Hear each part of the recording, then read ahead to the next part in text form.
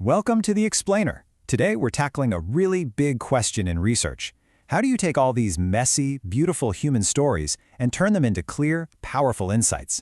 We're going to map out the exact methods researchers use based on a big review of the field to find the science that's hiding inside our experiences. Okay, so this is really the heart of the problem, right? You've put in the work, you've gathered hours of incredibly rich, sometimes complicated human stories. So now what? How do you systematically turn all that raw material into findings that are clear and, really importantly, credible? That's the puzzle we're going to solve today. All right, here's our game plan. We'll kick things off with the main challenge, then we'll explore two major toolkits, the super flexible mapper called thematic analysis, and then the deep divers of phenomenology. After that, we'll figure out how you choose the right tool for the job, and finally, we'll see how this all works with a real-world example. So, this is where we begin. Imagine a mountain of raw data, interview transcripts, field notes, you name it.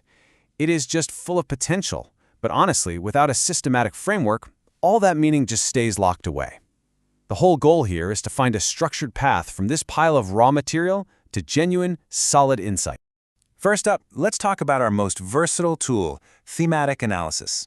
Seriously, you can think of this as the Swiss Army knife for qualitative researchers.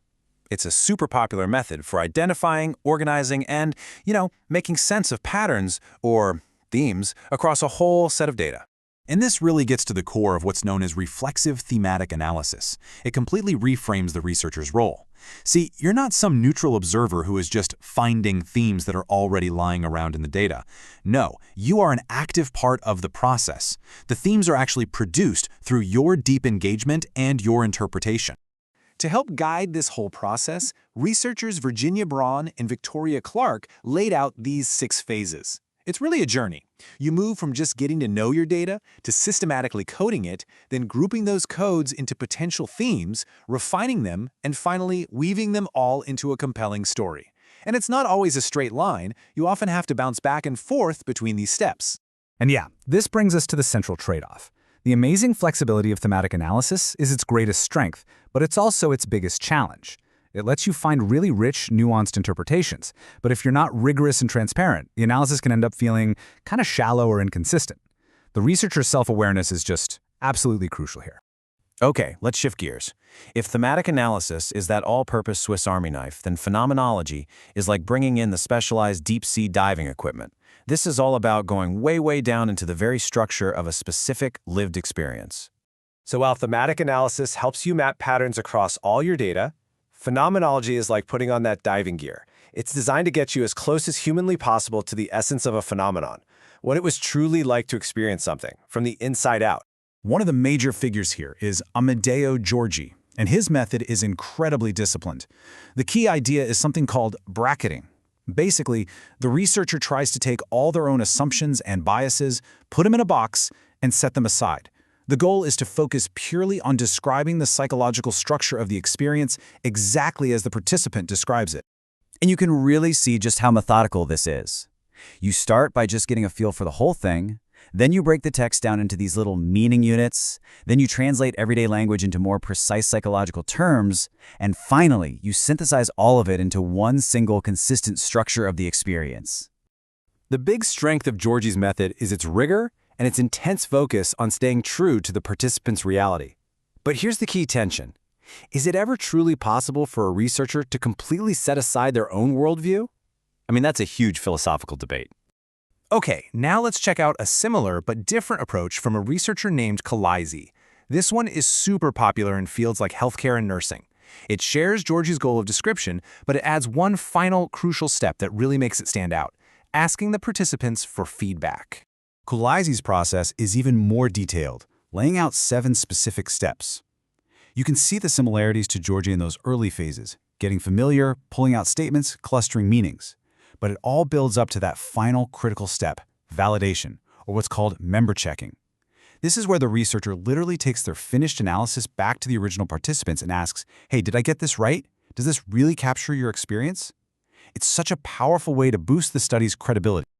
So having that clear process and the validation step are massive strengths, especially in applied fields like healthcare.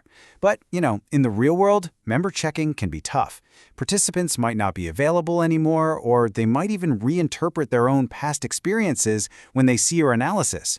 It's a fantastic idea, but it's not always so simple to pull off. Okay, so we've got our flexible mappers and our deep-sea divers. We've seen the tools in the toolkit.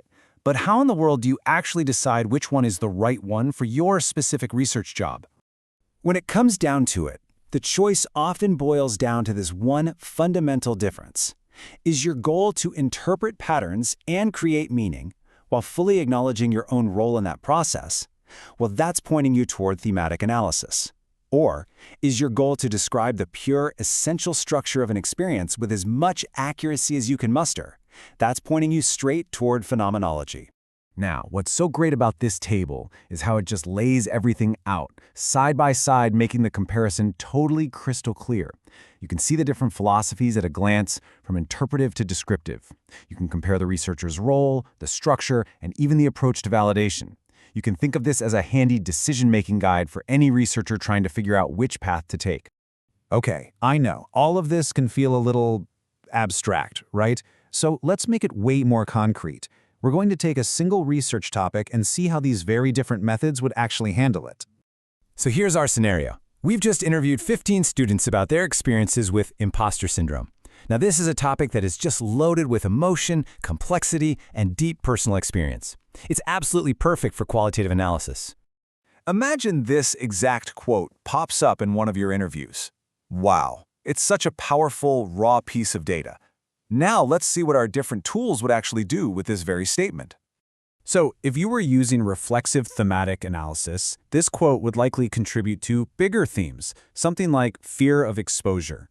The researcher would then build a whole narrative, connecting that individual feeling to the larger social context of being a first-generation student, and they'd also transparently reflect on how their own perspective shaped that story. Now, just look at this contrast. With Giorgi's method, that same quote is handled so differently. It becomes a meaning unit. Then it gets transformed into a formal psychological phrase, and eventually it's synthesized with other units to reveal an essential structure of the experience, like describing a background hum of unworthiness. You see, it's less about a narrative story and way more about a distilled structural essence. So, what we're seeing is that there's no single best method. The right tool depends completely on the question you're asking and the kind of knowledge you're trying to build.